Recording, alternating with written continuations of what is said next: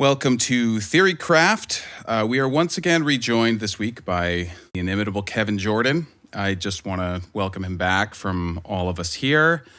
This is a weekly conversation between game developers and their players regarding game design and all sorts of other things. I forgot the log line today, but it's okay. We wanted to do a continuation of a previous segment on PvP here and also talk a little bit about New World, which entered its closed beta recently. But as usual, first, we're going to shake the rust off, just kind of talking about what's been up. Kevin, you've been away for a while, so maybe I'd just pass it your way. We heard a little bit about your California escapades from Chris last week, but how's it been going in your world? It's been going pretty good. Yeah, I had a great vacation. I was out in California for 2 weeks, got to see Chris, miss Candace, unfortunately, life happens, but I really want to go back, so hopefully there will be opportunities in the future to get together with all four of the Theorycraft crew. That would be amazing. But Oh my God. had a great I owe you guys a time nice in dinner. California. So you had a blast, got to see a lot of old friends, play some board games with, people in real life, which was amazing, and eat some good food.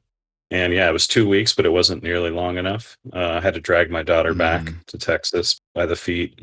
She did not want to leave, but we had a great time. And then I got pretty sick getting off the plane. You always pick up something, it seems, and that dropped me pretty hard for a bit. But just this week I'm sort of recovering and trying to get back to streaming, and super happy to be back to chatting with you guys on Wednesday evening. So I've listened to the healer one, which I was chomping at the bit to talk more about. So I'm really happy that we're doing a part 2, because I do think there's a lot of those discussions that we could probably have part 17s of. They get so deep, but part 2s are nice. So here we are. I'm glad to be here. It's awesome. You were definitely missed on that one for sure, and overall. But we've done our best to keep things going. On my personal front, I don't have a lot of interesting news. I've been playing some New World just over the last day or two, which we'll get into the main topic. But I got my second shot today, so we're all excited for that. The long waking nightmare is finally coming to a close. They recently announced that they're opening the Canadian-US land border up next month, like only unidirectionally, which is kind of weird, but it's very exciting for me because it means I can, drive across it, visit friends in Seattle and such. And so, it really feels like just kind of coming out of this weird social cocoon that I've been in for the last year and a half, like sort of cut off from a bunch of people that are quite close, but just one sticky border away. And so that's going to be good.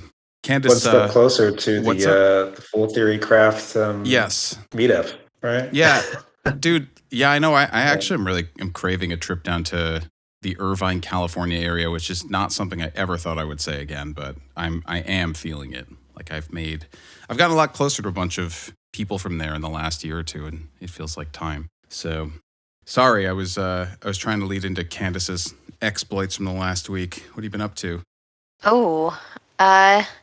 It's funny because whenever the restrictions lifted, I was like, hell yeah, gonna hang out with my friends in real life. And I scheduled, I had to keep it in my iPhone, like on a calendar, because I couldn't even keep track of all the stuff I was doing socially. And then last week, I think I hit my wall. I'm just I got so overwhelmed by everything. And I was like, no, I'm gonna stay in my house and play video games. So I did that. It was really nice. I played some Sea of Thieves. I played some Crowfall. I was enjoying that. I was playing a Centaur Cleric. Oh, disgusting. Yep. Sorry. And I actually picked up and started playing briefly Sun Valley, I think it's called. What is it? It's like a Stardew Valley RPG. It's cute. It's real cute. Yeah, that'd be interesting to see how people try to reacclimate to socialization, because we've been deprived so long. It's going to probably feel very overwhelming, like you were saying. Yeah, I was fine when I was doing it. Then I realized I just sort of ran out of steam entirely, and I'm like, I can't see other humans for just put me back in my house, please. Right. Sun Haven. It's called Sun Haven. Very cute game. Early access though. Last but not least, Chris, why don't you catch us up in your world? Not much. I mean, I downloaded a New World last night, and I was going through the intro experience and the tutorial. I mean, which we're going to talk about later, but Now with this like whole kind of like video card scare of like, does it fry your video card? I'm like, Right. I don't know. Do I want to play this now? I don't know. Like, Yeah, It could not be worse. that's fucking terrifying. You never want to hear about that happening in the middle of this too. Yeah, And the exactly. chip crisis. Yeah, the everything crisis, really. It's stopping. Apparently, like Taco Bell's out of chicken. Weren't you linking something about that, Chris? Like, fucking yes, everything is in they're short not just supply out now. of chicken. They're also out of beef and tortillas and hot sauce. And hot sauce, like and hot boy. sauce. I was telling a friend of mine yesterday, and he's like, "Oh yeah, they've been out of hot sauce for like months." And I was like, "Really? What the That's hell?" insane. They also haven't used chicken or beef for like decades. So. Yeah, so they're not really Well impacted played. there. Oh my yeah, god. yeah. Taco Bell jokes. What year is it? I love Chicken. it. It's so hot these days. Mm-hmm, Chicken sandwiches everywhere, and I saw Popeyes pre-bought chicken that will last for like 6 months ahead of schedule, so they could release some sort of new chicken nuggets or something like that. Wow. So it's like, yeah. Yeah, I Wow. saw World we that live in. article too about them pre-hoarding it, but I hadn't read the part where they bought a brand of chicken that can last for 6 months. What is that? Well, I think they're just Terrible. freezing it in anticipation Okay. for their product Right. release, right? Wow, just ready. Nope, shelf stable. Just Shelf complete. stable Just salt chicken. it. Yep. Vacuum Mhm. pack it. Nothing can go wrong. It's actually just millions of live chickens that they are like penning up to kill on time. So they're keeping them That's right. around. All right. Cryostasis. We figured out how to do it for chickens. Yeah, that's all. Yeah. I have those dumb sorts of thoughts all the time where I'm like, man, if you don't take a plant out of the ground, it stays ripe for like a long time. And it's just those modern moments of forgotten genius. All right, let's talk about game news. I think the one that was really big in all of my circles last week was that Steam Deck. The announcement came out of nowhere, and then everybody was really obsessed with getting one. Did any of you try engaging with the pre-order process? Are you especially keen on it? Like, what's the pulse on that around here? Did you get one, Chris? Did you get in line? I have not, but I won't lie, I had FOMO as they were being purchased and the release date was going up. But then I just was like, am I really gonna play this? Like I was just analyzing my use case, right? Like I might use it like on a plane or something, but how often am I flying? And then I'm just gonna play on my PC or on my TV and stream it from my PC, right? Like I don't know. For me, but then the other thing, I just love gadgets, and so I thought, well, maybe I'll just get it because I love gadgets. But I'm like, I just can't justify the purchase, so I haven't gotten one yet. But I do think it's pretty cool, though, right? Yeah, I can't I get think enough it's time with the cool. gadgets I have. So Yeah, Yeah. I still need to play. I still have like Switch games to finish. I just like impulse bought Mario Maker 2 so that I could play that because I had FOMO over that. So How isn't that like from a year or two ago? That's not super new. Is it? listen. It's late Yes. FOMO. Okay. I know. Delayed FOMO. But the other thing about it too is just like I tried using the Steam. Well, it wasn't like I never bought the hardware for the other Steam device. It was like a Steam Deck, or not Steam Deck. It was like a what was The it Link. called? Where you like Steam Link. Steam Link. There you go. I love the idea, but I have an NVIDIA Shield, which does kind of the same thing. And you get mixed results with it. Not every game works well being Steam linked or whatever, and you got to constantly go into the game, change the resolution, change keybinds. They don't always work. Doesn't always pick up the controller. It depends what controller you use. It's just there's a lot of hoops you got to go through, right? Yeah. It's kind of the problem with having an open ecosystem versus like a closed one with the Switch, because everything's bespoke for the Switch, right? Or the Mac or whatever, or iOS versus Android. It's just so I don't know. We'll see. We'll see how they navigate that with the deck. I mean, that's the thing Yeah. I'm most excited about, though. Like, I didn't line up to get one, but I think like a major entrant into the space in that form factor, especially being Steam, that already is really trying to leverage this custom remapping with Steam input and formerly the Steam controller. I think getting them into more people's hands portably, getting more developers thinking about, seamless switching between controller and keyboard mouse, and I don't know, using whatever other kind of axes that device has got. I don't know if it has like a gyroscope in it or in the controllers. I didn't check it out, but I would always like to see more support for that stuff because I also love playing things from a controller these days and portably. I can see what they're trying to do.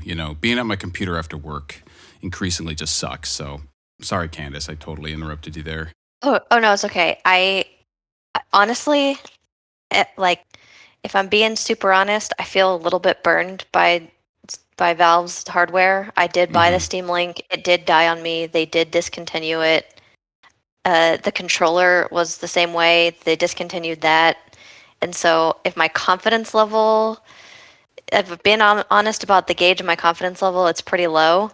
So they're going to have to do something probably to reconcile for that, or at least to mention, like, this is something we're actually going to continue fucking supporting to instill confidence in the buyer, probably. Yeah. I mean, I'm with you. Like, my thought process was pretty much similar to Chris's. It was kind of like, I haven't played my Switch at home in X months. I bought a Vive and I used it for, under 10 hours before I realized I wasn't that into doing it. I bought a Steam controller and actually didn't really like it. I bought a Steam Link and never used it. And so I'm like, okay, this is enough data points for me to go, like, I don't need one of these on day one. I should get one on day one because all my friends are, but realistically, like, I might not use it. So, but I'm happy it exists. I mean, I'm with you. I don't know that it'll last, but if, like, we can start feeling like, gaming PCs of this size and form factor are an established thing, even if Valve's not in the market, I think that's cool. That market could always use a bit of a shakeup. So, what else? The race for world first happened. We were all kind of chatting about that in here. It did not end up going into a reset, so we dodged some drama there. The 45% gate. Final Fantasy 14 continues to climb. Chris, did you have anything else that you had on your mind, or does anybody, or else do we want to start talking about New World, or? Well, I mean, there's this like huge story that just came out about like the Blizzard having claims of sexual harassment and all of that, and so I think that's just like going to be a huge story. I see everyone just like all the tweets are happening. It's just part of the big conversation right now. So I think that's notable, but I don't really have much to kind of comment on there other than it is an issue for Kevin. Kevin's also familiar with this too. I mean, all of us are, but it was different. Some things that were like common and fine 10 years ago or today, not okay, right? And there was always so many just different rap parties and string lock parties and stuff where everyone just drinks and has a good time, but when with alcohol and parties like that, it's a breeding ground for inappropriate behavior, right? So as much as I did like those parties and did have good times and memories, is it worth it? in this era, I don't know. Yeah, it's a tricky one for sure. And I don't know how comfortable I am even commenting on it, knowing so little, at this point, because I just became aware of it. So it's going to get handled. It happened, everybody. I think it's it did happen. Yeah.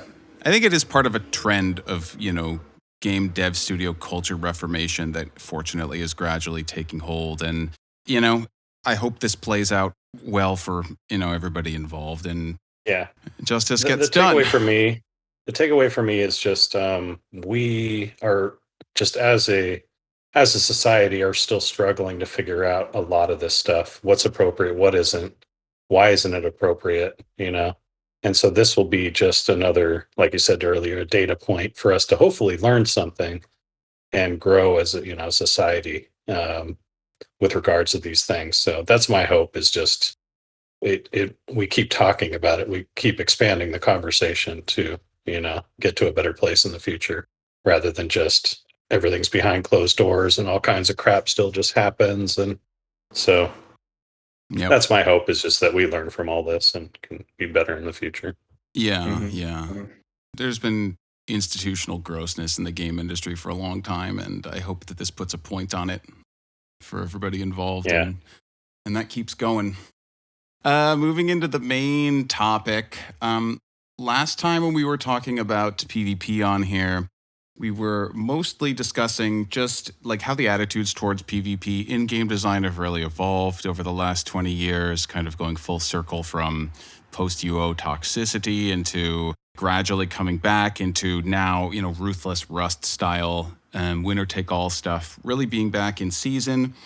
But we talked also about how players tend to think that they want a really fair PvP experience and to keep things really competitive, but sometimes something gets lost there when you don't have those kind of asymmetrical moments that, like Kevin, you said, it starts with a gank, and Chris related a story about some wedding gone wrong. So we talked a lot about, that was awesome, the mind control part. So we talked a lot about like where PvP has been, where we've been attitudinally. We also have a new MMO. We have several new ones coming out, but New World is just coming out. I don't know that it is doing a ton to like really inventively push the conversation around PvP. I've checked out some of its modes, but I guess I just kind of wanted to make this chat a little bit more about, where PvP kind of might be headed. Like, is it possible to get players more comfortable with some of the friction and the asymmetry around power imbalances or matchup imbalances that can happen in these organic, open world experiences? Is this is this medicine for them that people need to learn to embrace and to not have everything so sanitized and instance divided a la war mode? Like, do you think that we might move more towards that, or what sort of experiences would maybe you like to see?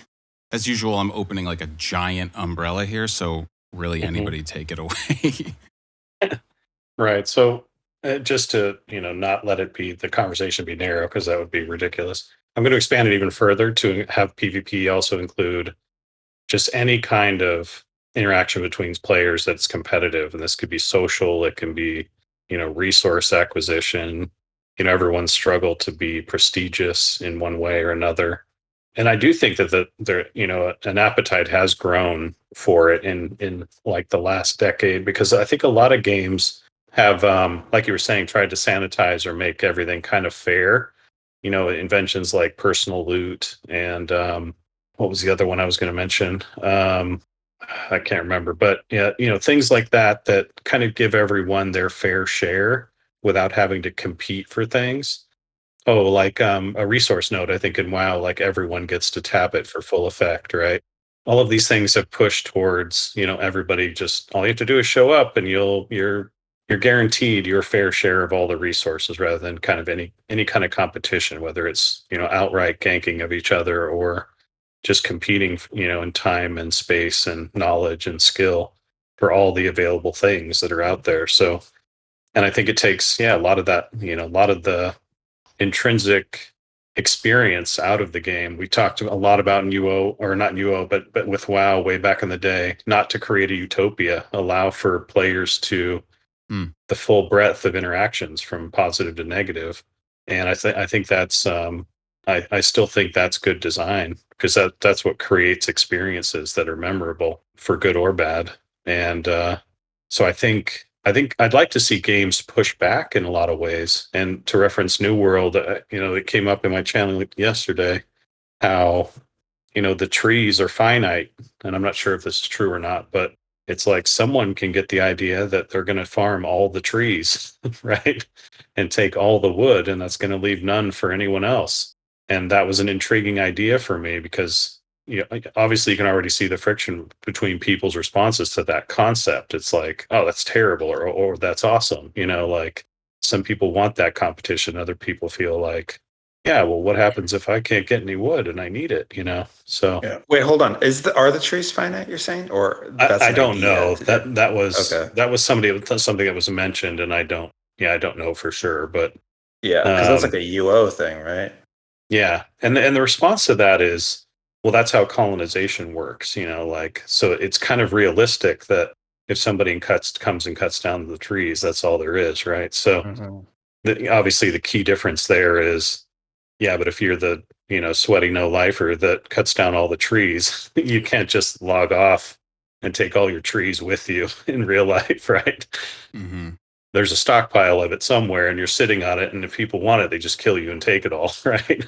they want it badly enough. So, but I'd like to see more games sort of push in those directions, not just with direct PvP, but with competition. And this can, like, and Ashes of Creation is kind of, it's checking a lot of those boxes. There's only so many flying mounts, only one person can be mayor, like there's a lot of things that are competitive from the game's inception. And I think those kinds of ideas are powerful, and I think the appetite for them has been growing because a lot of games have been, steering away from it for so long. Yeah, people just can't get enough of ruthless capitalism and wealth inequality in their real life. They need the games to mirror it too.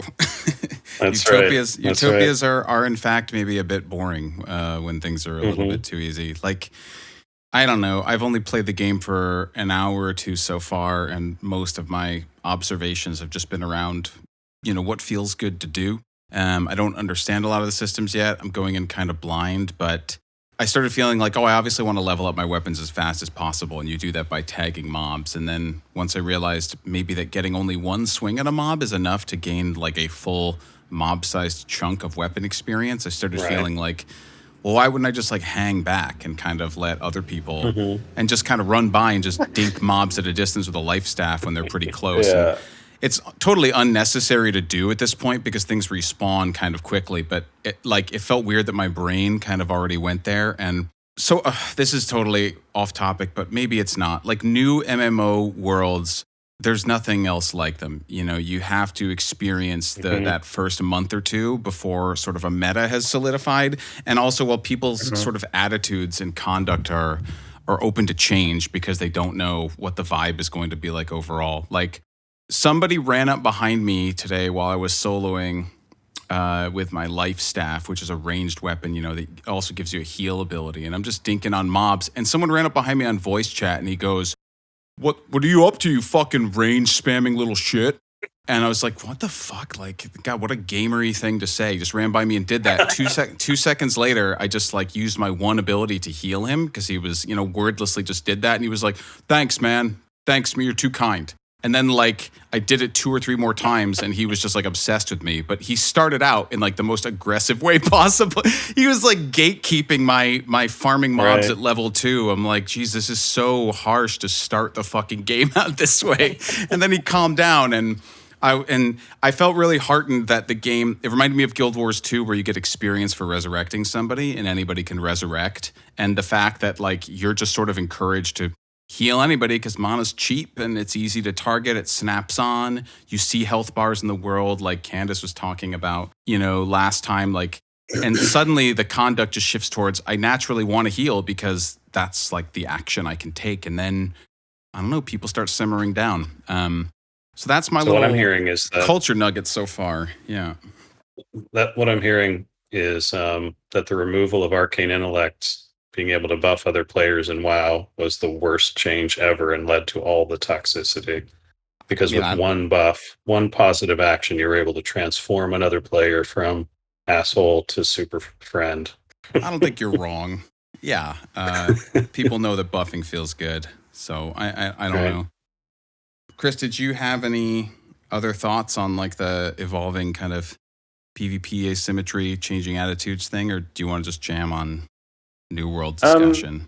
I mean, I think a big trend that I'm seeing is just sort of, I think in the beginning it used to be PvE and PvP. And PvE was you fight against creatures, PvP you fight against players. And what you see a lot now is like a mix, right? And it's just like they both coexist.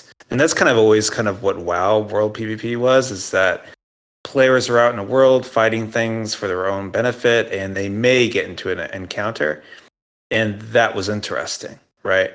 And you're seeing that a lot in modern games. Like that's what Rust is. That's what, a lot of these survival PvP games are. Like there's even a new sort of genre now that's like, I don't know if it's that new, but I see it so much more now, which is like the PvEvP kind of terminology of like it's mix of like PvP can happen, but it's not like Overwatch where 6 people spawn on one side and 6 people spawn on the other, and whoever kills each other the most wins, right? Like that's like that the arena style I think is, still of course really popular, but I think what we're seeing more and more now is this sort of kind of mixture of the two, which I think is interesting, right? And it goes along with the whole kind of player stories kind of thing that resonates with players who stream and all of that. And so I don't know. I think that's kind of one of the big trends I've been seeing. Yeah, that kind of goes with Kevin saying that PvP is best with a little bit of PvE sprinkled in last time too. Yeah.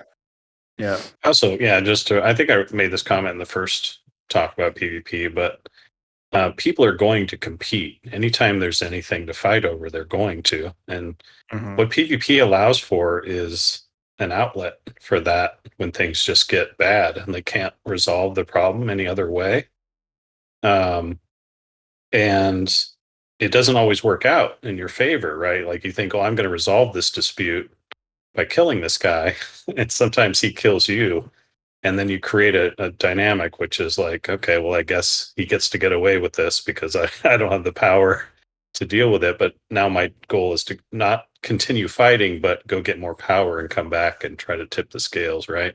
Mm-hmm. And in the absence of that sort of outlet, I've found people get even nastier to each other when there's no PvP. It ends up being like calling GMs on them and say they're exploiting, or lying about things they've done, or bad mouthing them in town about their reputation, and things like that. So those are all forms of competition as well in PvP, but it's not direct and it can be even nastier at times. So the outlet can also serve this weird purpose of giving players a means to which to establish, that power hierarchy sort of thing, which can be good for them. Candace, I'm jonesing to involve you so badly on this, but just so you know, the floor is open anytime you do feel like you have something you can wade in on. I know that this is kind of a touchy subject for you, thanks to like overlapping clauses. And I'm actually, all I've been thinking about this whole time is like, PvP is a part of the virtual world, and I'm stringing together this analogy that's not good, but I think of an MMO, like in my opinion, as a huge virtual world, right? And so one of the things that Kevin had said earlier was talking about like sanitized, very fair rules, MMR PvP versus like open world PvP. And I started thinking about the differences of that. And to me, the real life analogy is kind of like, well, like first of all, there's people who want to be different things in a virtual world. They're the people who want to exert some sort of superiority over other people, either with item level or performance or guild status or monetization efforts, or like there are people who play for the status. There are people who just play to take part of the world, and not just to absorb the story, but just I am in this virtual community with somebody else and I'm going to take whatever role I choose. And there's people who like to just amass, and that's what I keep thinking about for open world PvP, where that's like the huge distinction. Like I don't think a lot of people go into an open world brawl expecting it to be fair. I think it's the other way around, where you want to fight this person before their fucking buddies show up, and hopefully your buddies will also show up, and then it'll be kind of like instead of scheduling a party where all your friends come over and you get a head count, there's 25 people, and you get exactly enough cake to feed all 25 people or whatever. It's more like just going to the bar or going to the brewery or something and seeing a couple of friends there and sitting with them and having that kind of chance encounter with your buddies. And then imagine another group of your buddies shows up and another group of your buddies, and that just feels very different than throwing a party. So like the difference between raiding or sanitized PvP is that you're scheduling and throwing that party, whereas world PvP is just this kind of thing that is happening, and it's amazing just because of the serendipity of its occurrence. Right. It's like the difference between listening to your favorite song and then hearing it on the radio accidentally, or way better expressed. Yes, that's way better way to say it. So I just think about virtual worlds in this way, where they're like PvP is a part of that, and even if you're not a PvP person, you might be one of the people that likes to partake of the virtual world, and you like to hear, hey, we're all at the brewery right now. Do you want to hang out? Which the MMO version of that could be. We're at Terran Mill and we're destroying some alliance or something like that. Do you want to hang out? And so now I just keep trying to make these real life parallels, because really a virtual world is just having an identity in a world that is not this world. And not to say that it means that you don't have a satisfying life in the real world.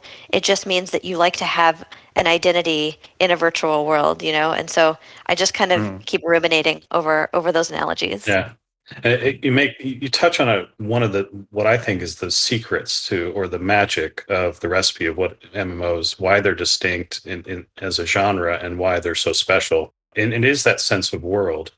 And the example, to base it off what you were just talking about there, like once the party gets going at the bar, right? Like word spreads, messages start going out, man, we're all at the bar, come on down, and then more people join. And then after the experience happens, like people are talking about it for the next couple days. Everyone who wasn't there is super pissed because they missed it, right? Exactly.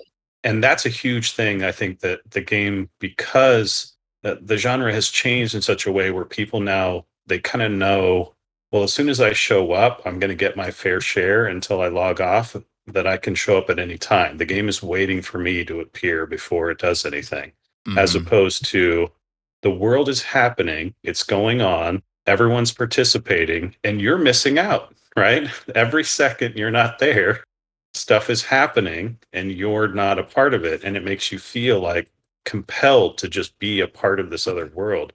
And that's a really important part of the recipe that I think has suffered over the years in the genre, with this idea that, don't worry, we'll wait for you, and then we'll trigger all the content as soon as you push the right buttons and get in the right queues and all that, right? We're waiting for you to show up, as opposed to the other way around, which is people are here, they're doing things, and you are missing out. You better get here as fast as you can. Yeah, another thing Candace kind of said too that I like is just that, the way to see PvP or anything in an MMO virtual world is that people come into the game and everybody has a different role that they want to play.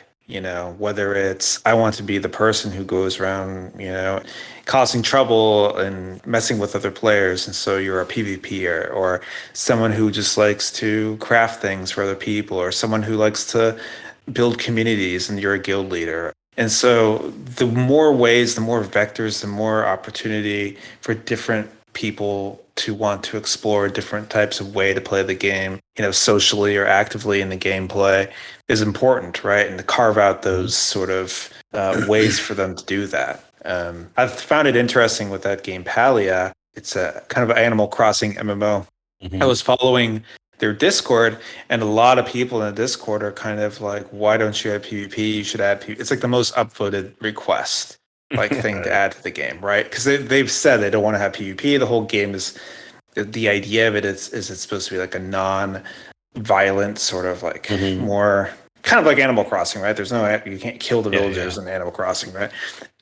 But it shows that there is a player who's not served in this MMO, this virtual world, which is the one who does kind of like PvP, right? And so I just found that interesting. And you always see the same phenomena every time a new MMO comes out. It's like, where's the crafting system? Where's the player housing? Where's the guild system? Where's PvP? Where's raiding?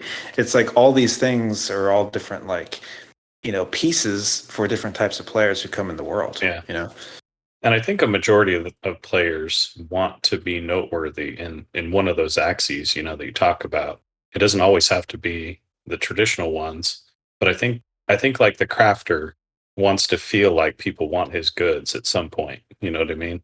Yeah. And so that People want to be breeds needed. competition.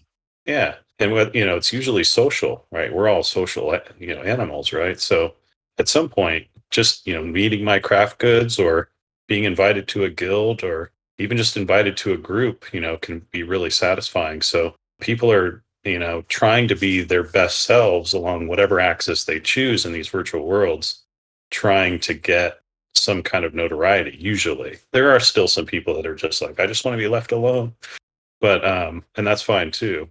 I think the majority of players are trying to find sort of their place in the world, and they've picked this one axis to excel at, and then the competition begins on how to be noteworthy or special, or in some cases the very best, depending on your ambition level. And so, yeah, giving them options and feeding the competition, or allowing the competition to be fun and fruitful and rewarding, is really important part of the game design. And having mechanics that strip all that competition out can strip a lot of the why do I do it kind of out of it as well. And it's also important to mention that since you talk about why I do it, it's really tricky to not make the player feel like they're playing the game the wrong way. And I think that can be the death of somebody's desire to play the game, where if you're the person who does like to engage socially, and then something's telling you that you have to PvP, or that you have to Right. raid, or that you have to, in order to stay engaged socially with your friends, you have to do these things. Mhm. I think that's where you tend to lose affection from the player.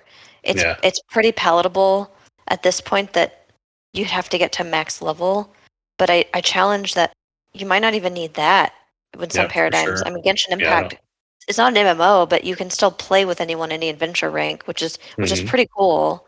If it were like a big open virtual world, that would be pretty dope. But it's like you take their agency away from them when you tell them the way they play is wrong. But there's so Yeah. many ways that you can message to the player that they're doing it incorrectly, and it's not always necessarily like you don't get the best in slot gear from here, because then the game just becomes this cacophony of noise.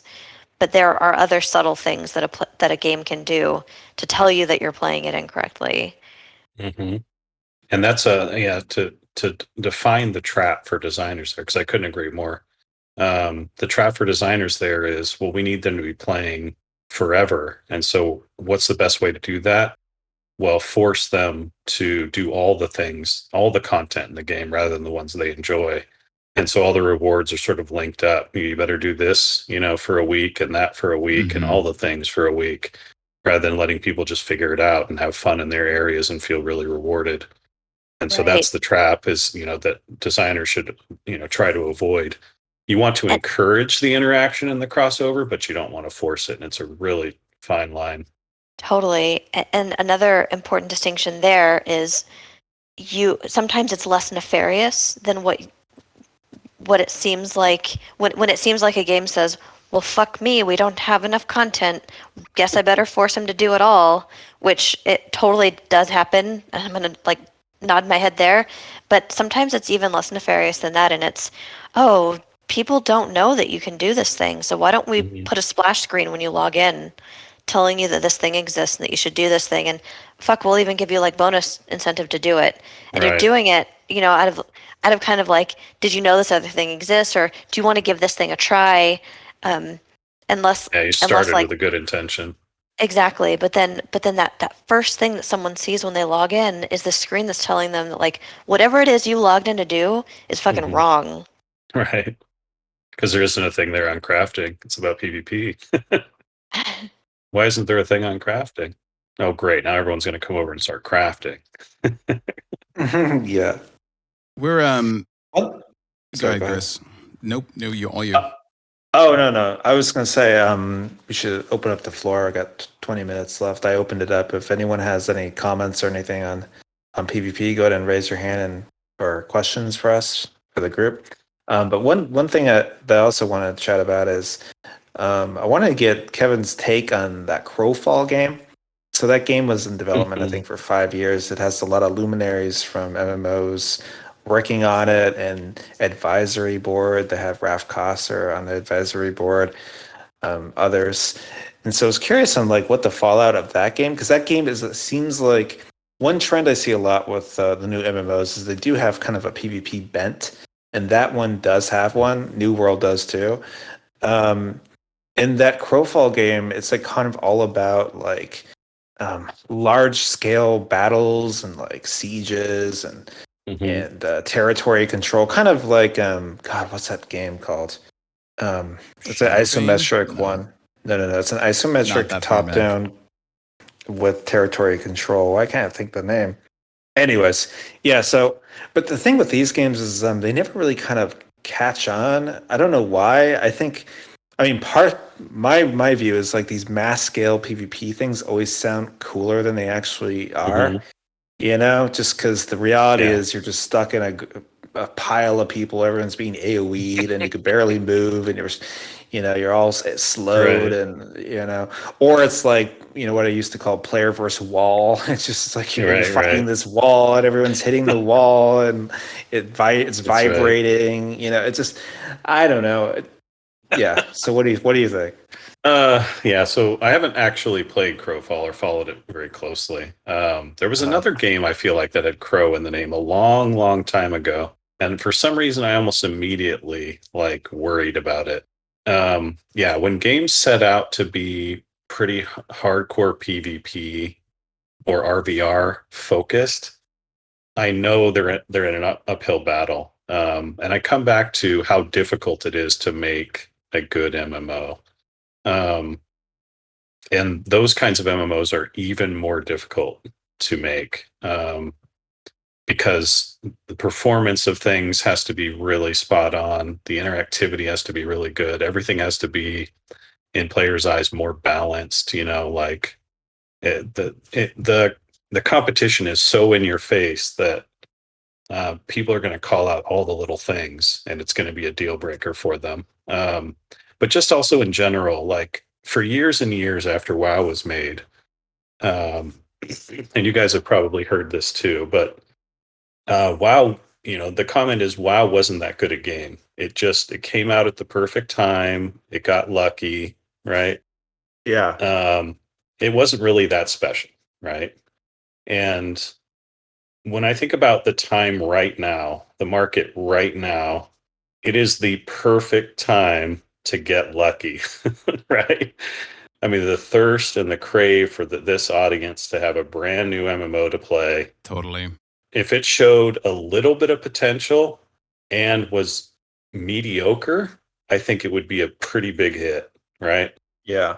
Yeah. And so when I hear about Crowfall or games like it that come out, they don't really grab the attention. They don't last very long beyond, their opening announcement. And that's the feel I've been getting about Crowfall.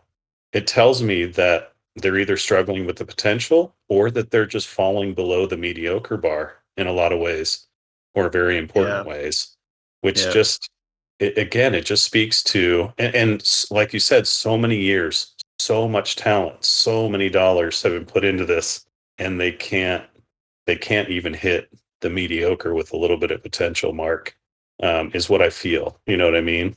And that crown is just waiting there, right? And even not even grabbing the crown, just being reasonably successful, a good amount of success is just there for the taking. But it's so tough to make a decent MMO. Yeah. And I just see a lot of games that can't quite do it. It's funny you should bring up decent MMOs because Amazon Game Studios' New World just entered closed beta, and I am so far finding it to be surprisingly decent. I just want to say, we kind of talked a little bit about this thirst and the mass migration that would happen a bit last week. I want to say with the Final Fantasy XIV WoW thing, putting my hat in the ring, New World has something to it that makes me want to play it to max level. And nice. I think that thing that it has in it is that the presentation and the response of the combat and all of the fluidity feels sound, even in a way that Final Fantasy XIV's doesn't to me. And to me, that's always been like this irreplaceable piece from World of Warcraft. You got spoiled so hard with how incredibly the animations switch, how fast the button response translates into what you want to do. Like, it's just keyframed to oblivion, and it's so buttery smooth. I feel like New World has a bit of that, and also the sound presentation for me is just like even above and beyond, like not the caliber of assets that are being put into World of Warcraft because the sound team is so fucking impressive, but it has the benefit of a brand new modern engine that is not labored by years of tech debt in the ways that WoW's is. And so for me, it just feels like a very modern game. And I didn't realize how much I'm kind of basic, and I actually did really want like modern production sensibilities and systems in that flavor of game. And I can see myself sticking with it for a while, but I already obviously can see points that might eventually become troublesome. What happens when I master all the weapons? Do I really care kind of about the world? Like, the presentation of it to me feels a little brown. And I also do think that the overall world build, something about the presentation of it, I think tilts the game towards feeling a little less collaborative for me and feeling, I don't really know how to put it, but the World of Warcraft is inviting. It's colorful. It's got like a variety of kind of quirky races and characters. Like, it really does feel like a cool alternate reality. There's something about the way New World even just kind of looks and plays that makes me feel like this could be like a permanently running server of just random kind of Rust avatars. And it's a bit like, it's got kind of a hard edge on it that I think might not keep us, like, you know, a massive part of the general player base around forever, right? It's like a little off-putting in some ways. I don't really know how to articulate it there, but I'm really happy to see something in that space with, you know, combat that really responds and you click, doesn't feel delayed. Like, it is cool, and I'm like, boy, if this were like the bones of a thing that I could feel reassured would hang around for like 2-3 years, like, I'm getting the crew because, like, let's do this. The first 2 months are always a blast. Yeah. So that's, I mean, always I think what you always see with these MMOs, right, or any MMO that comes out, usually a big one that's like New World or Star Wars or Age of Conan or any of these games like this, is that, yeah, they always do really well in the first couple months, but there's always that 6 months test, right? Yeah. Will they be able to play the game? Over. Yeah, come over. They poop socket. They do every little inch of content in the game, and they're just like, well, okay, I'm out. You know. But the trick is, can you keep them engaged for over 6 months or 3 months, 4 months, right? That's really hard, and that's testing the system designers to see if they can create an engaging loop that is fun, but doesn't feel like time gating or grinds, and that's hard to do. So also, we'll see just the original with offering of content. Yeah, we felt so pressured by EQ because it had 1 or 2 expansions by the time we were going to release. So we were just like, how can we compete with all that content? Yeah. And so the first offering of World of Warcraft's content was massive. And it's a very high bar, you know, like I said, to keep people engaged. Because, like, imagine, you know, WoW coming out right now with the amount of content it had in vanilla and the way people play games now. How long would it take for them to, you know, be downing Ragnaros, have Ragnaros on farm, you know, right? Yeah. It's tough to say. It was really tough to say. That will be the challenge. Yeah. Let's go ahead. Sorry about that. Sorry, Chris, go ahead. Oh, I was going to say, we have Wowfell up here if you have a comment or question for the group or anything. Yeah, hey, what's up, guys? Big fan of the podcast and big fan of WoW. I do a lot of PvP and stuff, and I feel like the game is missing like a very core part in PvP, which is like having a zone for PvP. Like, I remember in Wrath of Lich King we had the Winter Grasp and Tol Barad, and I feel like that was like a really big like part of the game, because you would like win a battle and then there'd be like a raid inside, and that would introduce like the PvPers to more like a PvE environment, and like you can get a mix of the raid gear going there, and I feel like it like heavily incentivized world PvP, and WoW as an MMO I feel like has a lot of potential for PvP and has like one of the largest communities, and like it's sad that they don't take a lot of advantage in that category.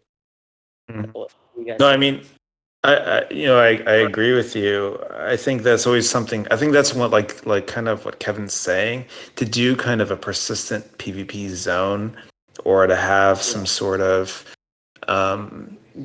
big objective that spans a zone or zones or whatever, is like one of the hardest things to do. And I mean, doing an MMO already is insanely hard. I think probably the hardest project in the industry. But then doing that, I think, is up there as one of the most challenging things for a bunch of different reasons. One is that you're beholden to basically player behavior. It doesn't matter what your design says. If the players, ignore it and do something else and just band up and go on Discord and run around in a circle and kill everybody or whatever it is, what are you going to do about that, right? Like, So, anyways, I do agree with you. Like, that's kind of things that WoW as a game should invest in, because my view is that they should do things for the game that only WoW, only an MMO can do, right? Don't do things that other, try to emulate single player games, or things for whatever. Like, do things that only massive multiplayer games can do, and that's one of them, right? So. Mm-hmm.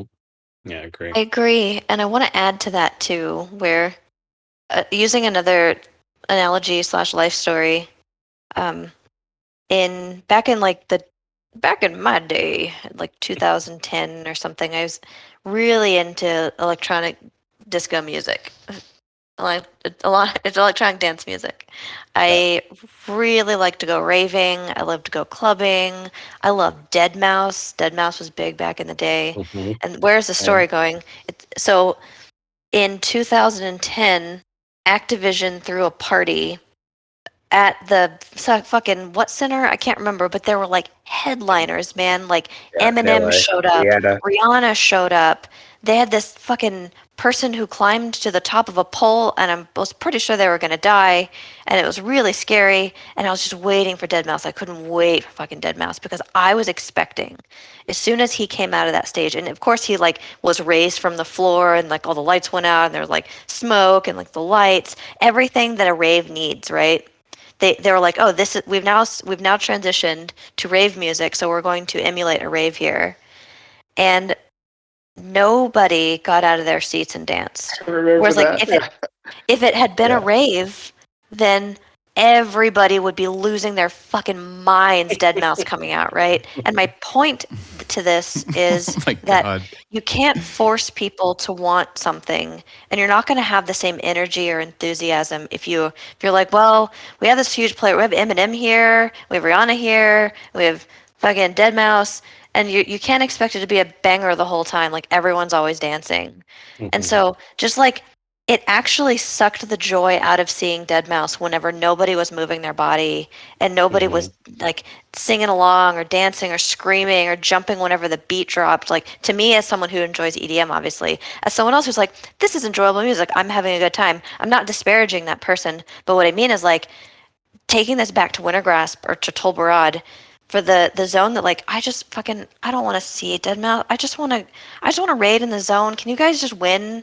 And like, that individual sucks the joy out of fucking everybody else. Mm-hmm. So I think what's important is to allow people to have their open world PvP, but be sure it's the people that really want to be there. That was a really long story, but there's my thoughts. I have to give a shout out to one of my viewers in chat who said, "Way to not hand out drugs at the party, Blizzard." To get everyone dancing. Yeah, the breeding ground of the lawsuits. Yeah. Oh, I wasn't trying to. That was fuck. I wasn't trying to. Make No. I was just there. Anyways, it was just the wrong crowd for I the got a little wrong. nervous, but we're okay. I was wondering where you're going with that, and Yeah, that was is incredible. That's a good way to put it. Yeah. Mm-hmm. And that's, like you said, it's just like, don't incentivize players to do things that they don't enjoy. That's right. I remember. Do you remember? I mean, the notorious kind of, what was it? The legendary quest that required you to play one battle or win one battleground, and people went it was a ballistic shit show. over that. People lost and their I was like, wait, fucking what? minds. One battleground? I win a battleground every lunch break, like. Right.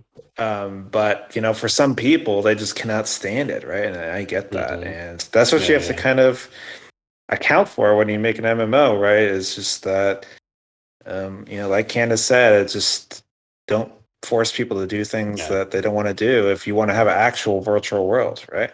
And the thing is, like, if you just take the community that does exist and you make something amazing for them, then they're going to become the advocates for other people, right? Because they won't be able to shut up about it, right? They're going to tell everyone how awesome it is and how amazing it is. And they're going to, some of them are going to try to get you to get in on it. And you're going to see the passion in their eyes and the fire. And, you're going to be like, all right, well, maybe this dude is just over the moon. So I want to feel like that. I'm sick of raiding at the moment, maybe I'll try his thing, right? So, whatever it is. So, yeah, you don't have to force them. The community will do the work for you, and they'll bring the right people, the people that are open-minded about the experience. Yeah, and philosophically, of course, a virtual world is based off the real world. And one of the best things about the real world is I live in this world with so many talented people who are passionate and good at so many different things, artists or musicians or whatever. I don't have to do any of that, but I love, and I can't do a lot of those things, but I love living in a world where they exist, and sharing a space with them.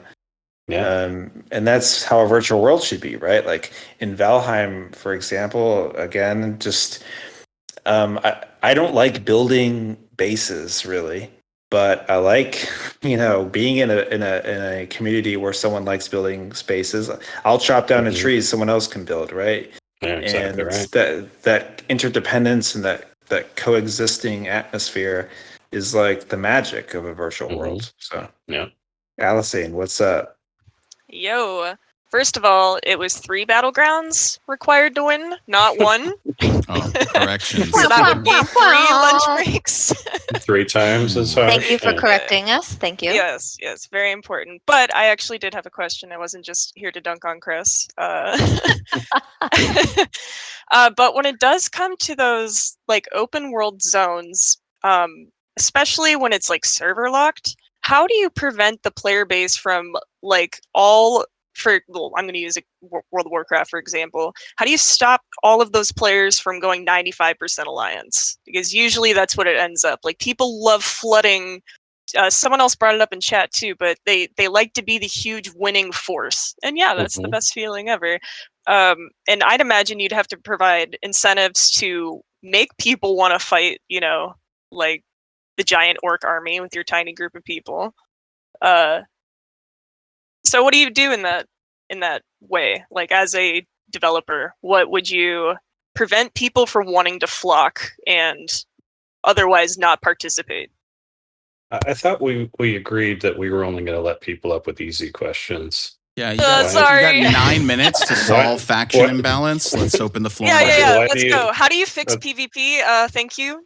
That's one of the hardest problems that I think the industry is dealing with right now. Well, it's a damn. great one, though. Yeah, sorry. I'll tell you what I think doesn't work. I don't think incentives work. And unfortunately, I talk about this a fair bit on my stream because there's a lot of people that come by and ask that question. And I don't have a great answer. But one of the things I do think works is, denial of the play experience. You just can't play. If you're going to join the winning side, you don't get to play if there's too many of people there already. And I think, and that sucks, right? That answer sucks. But I do think it's one of the more effective ways, like to handle it. Because, the psychology is I care more about winning than I care about a fair fight, right? People don't usually will shortchange their experience in order to get the rewards. It's just in our nature, right? So once there's a perception that one side is better than the other or is more likely to win even by 5%, they're going to flock to that side.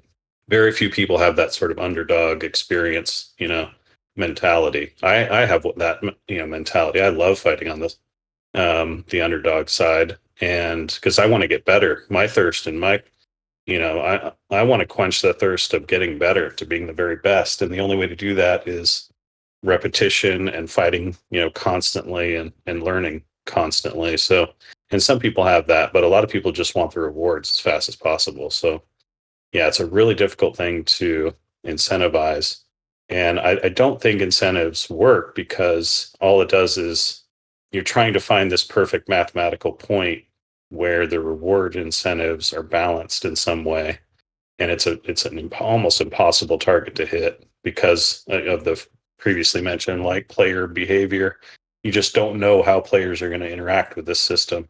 And so it has to be super dynamic and flexible based on, what happens if they all shift to the other side now to get the rewards? And it's a really difficult problem to solve, but I don't think incentives work. It's also compounded by, I'll just real quick, the problem of people being super connected, Discord, things like that, where people sync up and create like a community outside the game. And you want to be part of the community that's the most populated and active and that your friends are in. And so that creates a problem in the game where it's hard to That's why usually like the alliance is super popular for raiding or whatever, and then it's horde. They all like move together because they just want to be part of a community and have a pool of players to play with. So And just to also, you're also undercutting with incentives one of the key structures, and there are limits to the incentives because you don't want to undercut this key structures, which is if you win, you get more, right? I think most people agree that's the way it is, and that's the way it should be, right? Like if I win and I get less than the guy who lost, right? That's a really uncomfortable place for players to be. And so where really can the incentives go for the losing side or the side that is expected to lose more? Because once it upsets that balance, you've gone too far. And if you don't upset that balance, why bother, right? So it's you're right back to, well, the winning side just gets more, so I'm going to be on this side. Doesn't matter how much you offer me. So it's a really weird value proposition. I have 2, maybe 3, technically, like shitty solutions to the problem. 1, there are no factions. Right. Problem solved. There you go. But I mean, they're a beloved part of a player's identity. There's all these problems with not having factions, right? So that's why it's not like fucking no factions. Why like every MMO still has factions. It's still something that players crave. 2, more factions. Fucking 50. Part of your identity? Sure, take it. 50 factions. Can't all fight us all at once. And by that I mean like the imbalance is whenever there's like 5 people on one team and 100 people on another team, right? Yeah. But if there's like many factions, there's a chance that you'll find someone of a different faction that's also in smaller number than you. Because actually the fun is having more people than the other faction. But like no one wants to be that guy, right? So that's shitty fix number 2. Shitty fix number 3 is that the map just has more choke points that are valuable. And so you can't cover them all. You like take the number of people, you add so many choke points that like no one can be in number in a way that matters at any one choke point. So you're kind of evening the odds of if there's a ragtag team of 3 pro players, it's possible they could like knock over one of those towers or something and have like meaningful progress by doing that. But that like eliminates a scoring system. That's all just like it almost ends up being like a PvP battle royale. Even if there are two factions or 50 factions or 1 faction, it just ends up being like every person for themselves, which I think also takes away from the spirit of world PvP. So those are my shitty fixes, and they're not good. All right. Can you? Yeah. I That's the just thought of struggle. one other There's thing. just so many. Sorry, there are a billion things.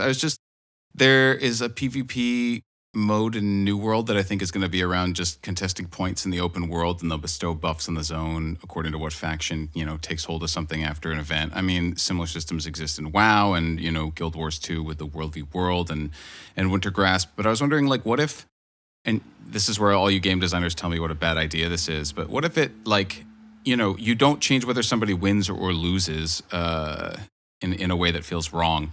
But if the team that wins, that continues to control the point, did so via overwhelming numbers, it's kind of like Vegas, betting odds, where if they've won with a giant number of people, the buff only ends up lasting, like 10 minutes or something for the whole zone every time they kind of reclaim it. But if the losing team won, because they were coming from behind so much, the buff would end up lasting, maybe a really long time because you just can't believe that team would have won it. Like, do you think that there are ways where you don't have to fully flip it so that the people who lose end up getting more points in a way that still makes it seem like if you do win from the losing side of this, though, like it's going to be a way sweeter pot? And so, I don't know. But I mean, it doesn't really work unless you're able to like actually recommit sides on the fly overall. So this sort of needs to go into like Candace's discussion. I don't know. I'm not a game designer, but No, it's a really interesting notion. I wonder though. So, is what you're saying? Give people less reward for zerging, basically. Diminishing returns on the win. Diminishing return. Yeah. So, Right. but then what's your answer there? If you are the alliance person and like it's alliance dominated, do you just not participate?